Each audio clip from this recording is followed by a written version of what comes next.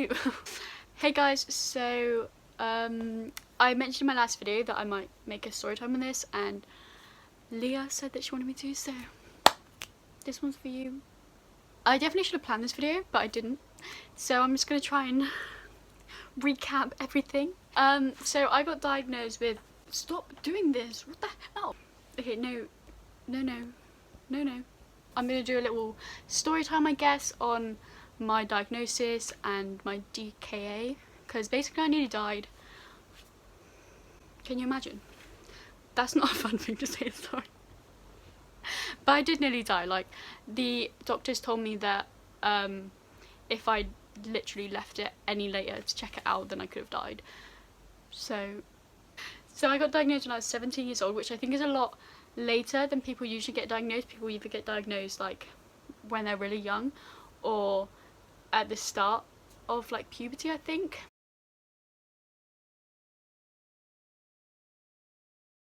So I got diagnosed with type 1 diabetes last month during this whole coronavirus pandemic.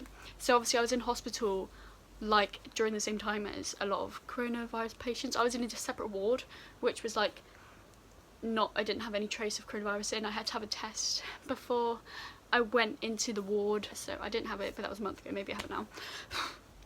My dad's mum had type 1, and she's the only person in my family that had it, but it's not, I don't think it's completely genetic.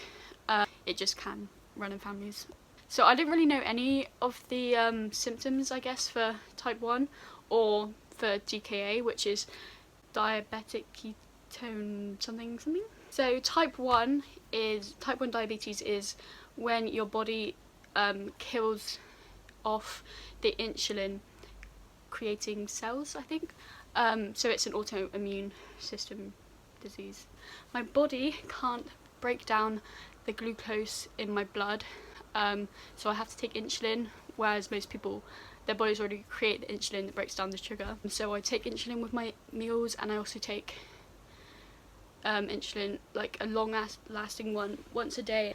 And I have this sensor on my arm which tracks my blood glucose, so I don't have to prick my finger every time, but I still need to do that sometimes, which I hate a lot. So I have to keep my blood sugar in a certain like range, so I have to be between 4 and 10, but I think you should between like 5 and 7. And if I go too low, then I need to eat sweets, and if I go too high, then I need to take more insulin. Otherwise I could get DKA again, which is, DKA is when there's too much sugar in your blood, so you've not been taking your injections, and your body can't break down the glucose, obviously, and it starts breaking down the fat in your body. It uses a lot of water, you get really dehydrated, and you eat a lot more as well because you're breaking down so much food and using so much water for this process, and your body starts to create ketones as a like byproduct of breaking down the fat in your body. And ketones are poisonous and they can kill you, and usually I think you have like 0.1 to 0.3 ketones in your body, which is like normal, or type 1 diabetic would anyway. When I went into hospital, I had 5.7 ketones, I think, and my blood sugar was 27. I'm just going to test my sugar right now to show you that. Can you imagine it's low or something? Oh my god, it's actually low. What the hell? So the story probably starts around what month? April, start of April, I think, is when I started getting ill. But I didn't realise I was getting ill, which sounds really stupid. But the symptoms were like dehydration and excessive drinking, excessive appetite, sleeping more, feeling weak, difficulty breathing. This sounds really stupid, but what I was saying to myself was that I wasn't getting ill and I was just being lazy because of quarantine. So I thought I was drinking more because I had more access to water and I was bored. Is what I thought. I thought I was drinking because I was bored. Because I was eating because I was bored. So I thought I was drinking because I was bored. I also thought I was sleeping a normal, like, for someone who's in quarantine and they don't have anything else to do with their day, I thought I was sleeping a normal amount, which I don't know if my sleeping was that off. I also thought that I was weak because I hadn't been doing much exercise, so my body was just getting weaker, which maybe was a part of it, but it definitely wasn't the amount I was weak. So I'm just filming this now and I realised I missed out a few things. So another symptom is blurred vision, and my vision, I couldn't read, I couldn't go on my phone. I stopped going on my phone for ages. Like, I went on it like 20 minutes a day because I just couldn't read or see, and I don't know why. I wasn't worried about it. I literally thought my eyes were tired or something, but no, I thought I was looking at screens too much. That's what I thought. But yeah, that kept on until like 3 weeks after I came out of hospital. And also a weird taste in your mouth. I think like my taste would my breath would have smelt like wine gums or something like that, like a sweet kind of smell, and I always had a really weird taste in my mouth, but I don't know, I just thought, I don't know, I didn't really think anything of it. So it was going on for about a month where I was drinking, like, I remember one night I couldn't sleep because I was so tired. No. One night I couldn't sleep because I was so thirsty, and I remember lying there and I was just dreaming of like being drowned. Not drowned. I was lying there and I was just dreaming of being like drenched in water, like a bucket of water. I just wanted to drink a bucket of water. Look, that sounds really weird, but like that's like genuinely the thoughts that was going through my head. I was like so thirsty, and I felt like that for like a month, but I remember that one specific day. I was drinking out of this bottle, which I think you're supposed to drink, like the healthy average is like 3 to 4 of these a day, and I was drinking probably about 10 full bottles of this, like sometimes all in one. But this was going on for like a month, and I just thought it was quarantine. And then a few days before I went into hospital, I was getting really weak. My bedroom is up 2 flights of stairs, and I would have to stop maybe after the first set, definitely after the second set of stairs, and lie on my bed before I could do anything else. I had to lie there and catch my breath. That's how weak I was, which sounds like maybe some people, like sometimes getting the stairs is tiring, but not so tiring that you literally can't move. Like I had to like collapse. Not, I was fine, but like I'd like lie there. I had to like it was more than a normal person, like a fit person would. Do you know what I mean? But I literally thought it was just me being weak. So I was finding it really hard to do normal things because I was so weak.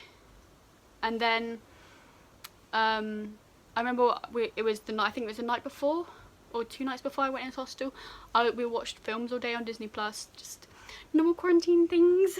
We were watching just Disney Plus. I think we were watching like Cinderella and Maleficent, I think is what we watched. Not that that matters in any way. And I was sat on the sofa and I couldn't breathe. Like I could breathe, but if I breathed too hard, it really hurt my chest. Like it felt like my chest was like closing in, and it hurt, like my heart hurt a little bit as well. So like I would, like if I could breathe like this. I don't have to show you how I'm breathing. I could just breathe normally, but if I like took a breath, like that really hurt. Like I couldn't go any further. I'd start breathing and I'd have to stop, and it would hurt a lot. Like over that past month, I've been getting really, really skinny, and I remember like the week before, I was like losing a lot of fat on my face, and my face literally looked like a skeleton, like just a skull. My eyes sunk all the way in, and I thought that was normal. I literally thought, oh, my mum's eyes are kind of sunken, maybe that's just like a thing that happens and that's how my eyes are gonna look now. And I was like upset about it. I was like, well, this looks really bad, no one's ever gonna love me. But I literally looked so, like, I looked like I was dying. I was so pale. So I think that day or the day after, I told my mum about how I was feeling, and I was like, oh, by the way, I think I'm getting really weak because every time I go up the stairs I have to stop, and like I was just telling her stuff like that, and she was like, and I was also feeling really dizzy all the time, and my eyesight was really blurry. Just thought this was normal. So I told my mum, and I was like, I don't know if quarantine's just making me a bit weird, and I said I think that maybe I have iron deficiency anemia, because I always thought I had some kind of, because I fainted before, have trouble standing up and stuff, like in terms of my vision and stuff, which is a typical thing of anemia, I think. So I was telling my mum, like, maybe these are symptoms of anemia, maybe I should go get it checked out. And she looked up and she was like, yeah, you should probably get that checked out. And then she was looking at my other symptoms. She was like, it also says that you could have diabetes. And I was like, no. When my mum was googling it and read out it could be diabetes, I was like, no, I think it's anemia. My mum was like, you need to get it checked out though, because she was worried about, because the breathing was the thing that worried her. Otherwise, I don't know if we would have got it checked out. Also, before I went into hospital, the night before I checked, I checked how big my waist was, which sounds really stupid. Like, there's no... It wasn't because I was ill. I think I was buying clothes and I just checked my waist size. And I think I was 20 inches around my waist, which is like really small. And I think that shows how small I actually got. Like how close I was to dying. And I remember the night before, I texted my boyfriend and I was like, I'm ill. And he was like, oh. Because obviously I hadn't said anything because I thought I was fine. But I was like, I'm ill. And I remember lying there that night and I really thought I was going to die. Like, not in a morbid way, but like I remember thinking like, I couldn't sleep, I don't think. Like I don't know, but I remember like, I felt like I was dying. I don't know how to explain that because obviously I don't know what dying feels like. So I wanted to try and explain a little bit how it felt because I just kind of said it felt like I was dying. So it was my chest when I breathed because I couldn't breathe properly, and when I sleep I feel like you breathe a bit deeper, so I would have took deeper breaths. So it was hurting every time I tried to breathe, and I felt so like small, like I kind of was like shriveled up, lying there, and I just felt really weak, and like I think I was like my body was starting to ache, like my head hurt, my tummy hurt, like I was just lying there like in so much pain, but like I didn't even know why. Like it wasn't like there was one thing I could say this is what hurts, like because obviously it's like my blood, so I didn't know. I wasn't like, oh, my blood hurts. So I was just lying there, and I remember thinking like I need to tell my boyfriend because if I die, at least then he knows that I was ill before. And I just remember I literally didn't. I thought there was a chance I couldn't wake up. I was like, I wish I could just go to the doctors now. I don't know why I didn't just try and go to the hospital, but I didn't. I think it was just the whole situation. I didn't really want to risk going to hospital if I didn't need to. But I thought I was gonna die. I just lay there trying to go to sleep. It was the scariest thing. I don't really know how to explain it. But like when I was lying there, I really thought that there was a chance that I wasn't gonna wake up. Like it was really scary, even though the day before I didn't think there was anything wrong. I think I just had all these ideas in my head after my mum said that it could be diabetes that I just got so scared, and I was like, I feel like I'm gonna die. And I might have told my boyfriend that, I might not have. I think I just didn't want to worry him, so I think I was just like, I'm ill, I'm going to the hospital tomorrow. Like, she could tell that I was in pain when I was breathing, so she was like, you can message the doctor tomorrow, because it was a Sunday, so I couldn't message the doctor then. So I emailed the doctor at like 7 in the morning on that Monday as soon as they opened, and I just said a few of my symptoms, and I said I think it might be anemia or diabetes. I think I did say or diabetes. So I went to the doctors and they did blood test maybe, but they didn't take actual blood. I think maybe they just did like a finger prick, or they did my urine sample. I literally can't remember. No, I think it was my urine. I don't remember. They tested it, and then he was asking me questions, and he was like, it does sound like you've got diabetes. Does anyone in your family have it? And I was like, yeah, my dad's mum had it, but she died when I was little, so I don't really know anything about it, and I never had any friends that have had it, so I didn't really know anything about it. My brother had a friend that had it, but that's the extent I know. So he was like, okay, your ketones, he told me that my ketones were about 5.7 and my blood sugar was about 27. So he was like, I think you've got diabetes and we're going to send you straight to the hospital to go and get it checked out and confirm that that's what it is. And I was like, okay. So obviously I went into the doctors on my own because of the whole coronavirus thing.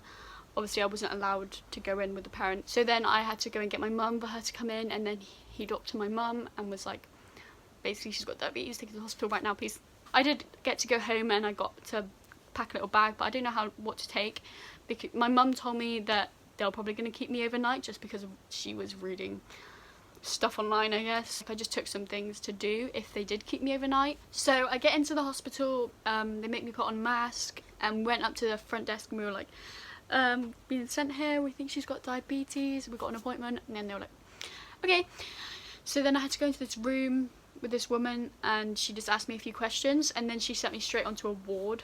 Not a ward, like a, I don't know what it's like, the ward that you go in before you get checked into an actual like overnight ward. So I was in this ward, and then they did so many blood tests. So they took my blood, which is the first time I've ever had my blood taken, and basically they couldn't take it. They took maybe 4 tries the first time.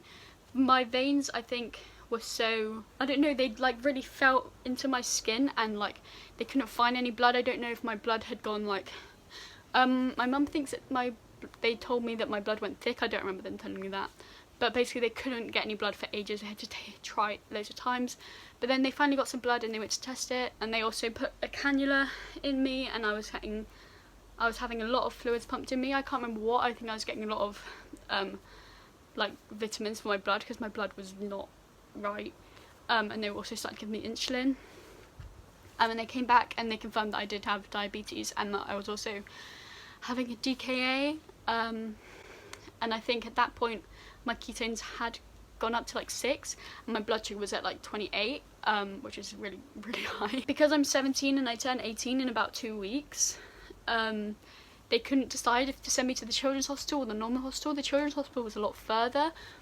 so my mum was grateful that they chose a normal one, but obviously if they put me on the children's one, then I would have met the whole diabetes team for the children's hospital, and then when I turned 18 they would have put me over to the adult one, so they decided to put me straight on the adult one even though I wasn't 18 yet. So it was really weird, like being in the adult. I don't know, I've never been to a children's hospital either, but it was just, I don't know, I just felt so young, but I guess I would have felt old in the children's one. I don't know. Yeah, so they gave me loads of fluids, and they also did they did my blood pressure, and they did, I can't remember what they're called, like they stuck the electrical things on me to check my heart rate and stuff, and it was really stressful because I was not wearing a bra, because I was so like dying. I was like, I don't want to put on a bra, I'm not putting on a bra, because I didn't know I was gonna go to hospital. So then they were like, right, lift your shirt up, let me put this on, and I was like, no. So they gave me a towel and I had to like take my shirt off while I'm lying down, because once I lay down on that bed I could not move. They gave me a towel and I had to like undress and keep the towel on so they could stick these things on. But yeah, basically I had loads and loads of tests done, and my mum had to go home because obviously you can't have any visitors. During this pandemic I was on my own, and they didn't find me a bed until like 9 o'clock at night, and I went in at about 12. So I was waiting for like 9 hours on this like transitional ward thing, and if I wanted to go to the toilet I had to call someone over, press like the button, and someone had to take the cannula machine, or the IV, they had to take the IV with me so I could go to the toilet, and I just felt like once they put the cannulas in me, because by day 2 I had like at least 4 different cannulas and 2 IV machines, my arms felt so weak I couldn't really use my hands, because they put a cannula here, sometimes here, here, or here, and then the same on this side. So I had like a lot over the process, because sometimes they broke and they had to put in a new one. They finally got me onto a ward that night, and I was in this ward with 5 old women, because a lot of the people in the hospital were old, but I was like obviously the youngest. Like I was 17 and the rest of the people were at least over like 80, and I was sat there like... So I literally only just remembered this, but on day 1 I obviously had dinner. I think I had it at like 7, they brought me a sandwich, and then that night, probably at like 11 or something, I woke up and I was like, I'm gonna be sick. But I couldn't go to the toilet because obviously I was connected to the machines, and I didn't really want to press the button. I'm so like, it's just not in my nature to ask for help, so I didn't. Even though I was like the sick person in hospital and people were there to help me, I still didn't want to press the button. I was like, I'll just leave it till the morning when someone's already in here. They don't have to go out of their way to help me. So I didn't. It wouldn't have helped anyway, because I was literally sick. I was sick all over my bed, and then someone had to come in anyway and clean it all up and like redo my bed, and I was just sat there on the side like... And I think it's just because when they were pumping all the fluids into me, they pumped so many fluids in me, and I never had like been on an IV before. And I also I think it was like I had to get worse before I could get better, but it was like first time I'd eaten in like quite a long time, because I lost my appetite a few days before I went in, and then I just was sick of it, like I just sick to all of anyway. But yeah, that's another thing that happened. So then once I was in, they had to prick my finger every hour, even when I was sleeping. So sometimes when I was there, they wouldn't wake me up before they did it, and I'd wake up to them pricking my finger, which, as you can imagine, isn't what anyone wants. I didn't sleep very well being in the hospital with a lot of noises, and also like people come and check me all the time, but so if I did eventually fall asleep, I'd be quite flat out, and then they'd just prick my finger and I'd be back awake and they'd be like, hello, and I'd be like, hello. And on the first day I didn't get fed either until right in the evening, and they gave me a sandwich and I was like, thank you. And then the next day I had to have more blood tests, and I started crying from one of them because they had to not inject me, but they had to try so many times that it hurt so much, and that was after my mum had left. Like, obviously it was the next day, so my mum wasn't there, and I just didn't like not having someone like to hold their hand or something, because it really hurt in terms of like the fact that my veins were gone. So I was just holding on to like the mattress, which wasn't as effective. And then they did actually let my mum come in, but I had to go to a separate room. But I think they just felt bad for me because I was 17 and in the adult hospital, and I just got diagnosed. Like, they felt quite bad for me, so they did actually let me go see her. She obviously had to wear a mask, and I wasn't allowed to go too near her, I don't think, but I was on the coronavirus free ward, so it's not like. But my mum came, and I heard that my mum was there, but they were like, we're just going to take her blood and then you can go see her. So I had to take my blood first before I could see her, and it just wasn't working. I started crying, and the nurse was like, she just didn't know what to do, and I couldn't stop crying because it really hurt, and I just wanted to see my mum, and I just felt terrible. So after like 3 tries, it's still not working. They let me go and see my mum. They wheeled me out. I walked, but they wheeled the things. And then another nurse came and did it, who was like the one who does her like profession is the cannula, so she knew how to do it like the most effective way, maybe not the most painless way, but the most effective way. And I think I cried once more about the cannulas, just because, I don't know, I guess I got a bit of like PTSD after how many times they did it and how much it hurt. So that first night that I was in there, I met the diabetic nurse, I think, and she showed me how to inject for the first time, and I injected, and it was really weird. It's not something that I've ever done anything like that before, obviously. The thing that got me the most was everyone was always saying like, it's not going to change your life that much, it just means that you need to be more cautious with your meals, and you need to eat more healthy, make sure you eat healthy, and you just need to inject, and that's the only difference it's going to have. But then at the same time, everyone was always like, are you okay, like, I understand if you're really upset about this, we can get you someone to talk to about it. Like, they were just, it was like everyone was being like, it's fine, but you shouldn't be okay. And I didn't feel that sad. I don't know, like, I was a bit shocked, and I was worried at first about like, with my university course, I should be going to Korea for a year, and I was wondering if that could still happen, and like how it would happen. So there was a lot of, like, I had a lot of questions, and I was, but everyone was telling me that everything was going to be fine, so I didn't worry that much. And then everyone at the same time was like, are you okay? Like, I don't know, it was just, like, obviously I was not okay in terms of my health, but like, mentally I was fine. Like, I wasn't that sad. A bit like mixed messages. I got upset a few days ago because the only reason I was upset is because I've always been like healthy, and it just upset me to think that like now I'm not healthy, I guess. Like, I can't just say I'm really healthy. I don't know when I would say that anyway, but like, I feel like now I need to be checked on, and I'm not as independent, even though I can take care of this mostly by myself, unless I pass out or something, which hasn't happened. So I've only cried once. I've only cried once. So yeah, on day 3 maybe, my mum got to visit again, and she brought me a little like care package that my auntie had made with like blankets and socks and stuff in, so that was really cute. It made me a lot happier. And by like day 2, day 3, I was really sick of being on all the machines. I just wanted to be able to go to the toilet by myself. And also, they didn't take very good care of me in the hospital. I don't know if that's because they're used to working with old people. Like, I think maybe I would have been treated a lot better in the children's one. They were like obviously kind and they were polite and everything, but it's like I couldn't take my top off because of the cannulas, and I asked them, I said I really want to get changed, I want to shower, but I couldn't because of the cannulas. And I asked them and they were like, oh yeah, that's fine, I'll get someone to take it off and you can get changed. And they never did, so I had the same shirt on for 3 days, which I obviously felt really, really gross. I felt like I smelled, it was not good. I just didn't feel very, like, comfortable at the hospital, and also the food wasn't very good. Sorry, not sorry. I liked the breakfast. It was just toast.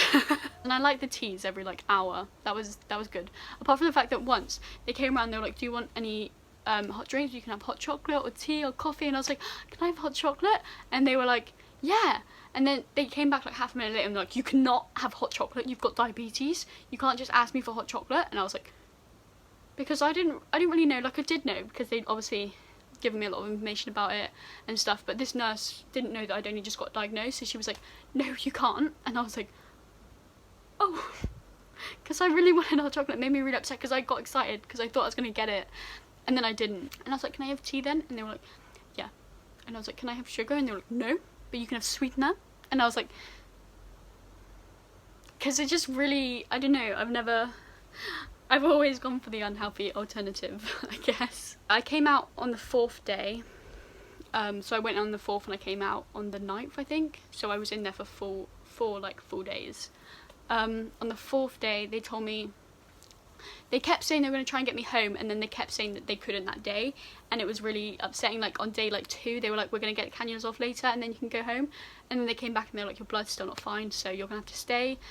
And that happened like 2-3 days in a row. They told me I was going to go home, and then they came back and told me I couldn't, and it was making me really upset because even though I wouldn't have been able to do anything else at home, it's not like I was missing out on seeing my friends or anything, it was still like, I just wanted to be in my own bed. I'm just very independent, so I didn't like just lying there all day and not being able to make my own food or wash or go to the toilet. There was the day the doctor said that I was going to be able to go home. She said that I was going to be able to go home the next day, and the plan was they took me off the cannulas that day, so I got a whole day where I was not in cannulas while I was in the hospital, and I got to go to the toilet, and then the next morning I got to shower. I didn't shower completely because they took me off the IV, but they didn't take the cannulas out in case something happened. They were going to have to put me back on them, so I only showered from the waist down, which sounds really gross, but I couldn't do anything. As soon as I got home, I washed for like a long time because I felt so dirty. I did not, I guess I was dying. I can't really complain about my hygiene, but it was gross. So they took the IVs off that at like lunchtime that day, and they wanted to see me off it for a whole day before they could tell me I could go home. And once they took me off, they wanted me to do injections with every meal, as well as the long lasting one that I learnt on the first day, so I was doing all of them. And then this doctor I had on the 3rd day, I think, she gave me, I asked them, they're bringing meals around, so I was like, can I have my injection so I can eat? And she was like, yeah, sure. And she got it out of my locker and she gave me the long lasting one, so I took that one because it was at the right time. But she didn't give me the normal one, and I got really confused. I was like, do I only need to take the long lasting one for this meal? Because obviously I didn't really know, and apparently no one knew that I only just got diagnosed. Everyone thought that I'd had it for a long time and I was just in for DKA, apart from the people that had properly looked at my files. Like, I didn't know that she didn't know. Do you know what I mean? So I just ate. I just took that injection, I just ate. And then I told her after, I was like, I thought I was supposed to take a proper injection, like a meal injection as well. And she was like, oh, I don't know, are you? And I was like, I don't know, am I? And it was really confusing. And I remember after I ate, I checked on Google. I was like, am I supposed to take a short one and a long one? And that didn't help, so I just asked her, and then they were like, thank you for checking, because otherwise we wouldn't have known. And I was like, it's okay, I really don't want to be here for another day. They had to do more blood tests. I got so much blood taken, don't know how I survived it, because I'm not very big, like I don't think I've got that much blood, I don't know. And then I got to go home that afternoon. I think I went home at like 6 PM on the 4th day. And I went home and I just sat with my family and I ate tart crackers. That's what I was craving when I came out. And my blood sugar didn't actually go down, like it stayed really high, about 20, because they gave me the wrong dose of insulin, but obviously they didn't know how much I needed until, like, they had to do it gradually. But my blood is usually in the right range now. Let's check.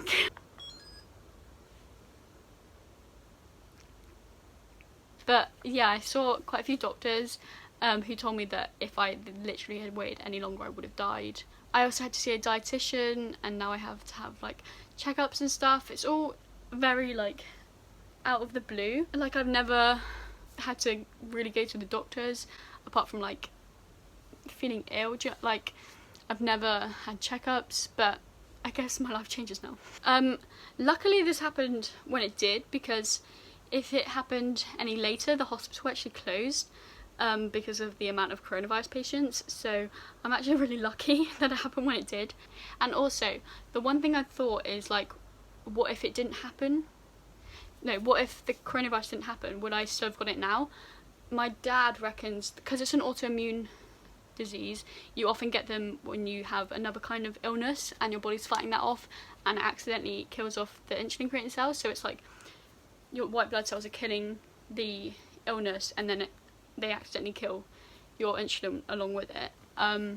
So my dad thinks that I might have got the coronavirus, and then when I was fighting it off I accidentally got diabetes, because my mum did actually, we think my mum actually had it, so I isolated for however long. If we didn't have the coronavirus and like had I still got it, I don't know what I would have done, because my A-level exams would have only just finished like last week, so all of that would have happened like during when I was supposed to revise or during exam season, and like I don't know, would I have just not got my qualifications? Like I guess it's not something I need to worry about. But someone said to me, I didn't think you were the kind of person who would get diabetes, and I was like, huh?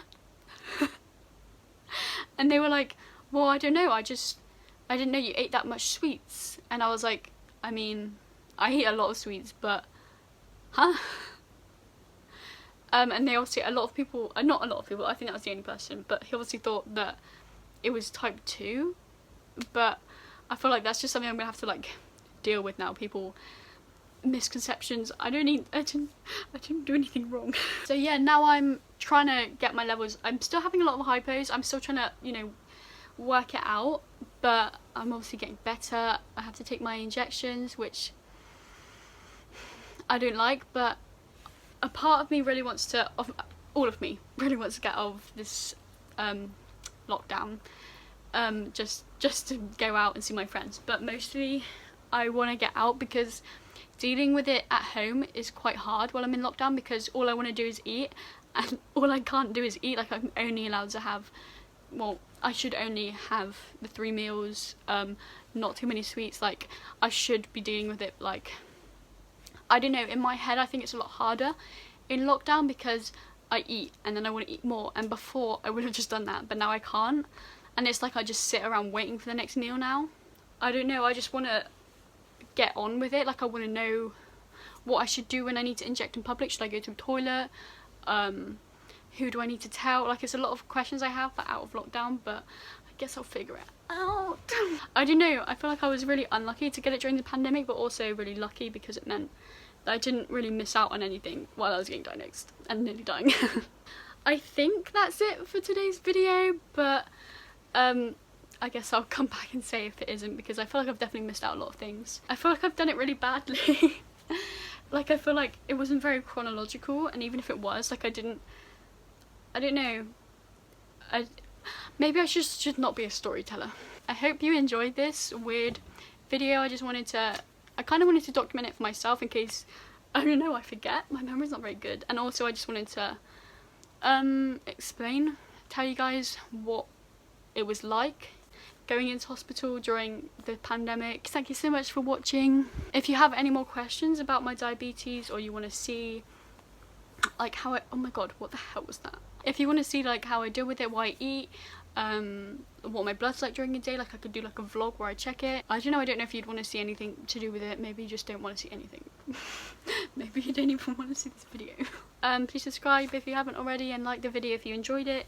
Comment down below any questions that you have, or if you want like a follow-up to this about like my experience in the hospital. Oh my god.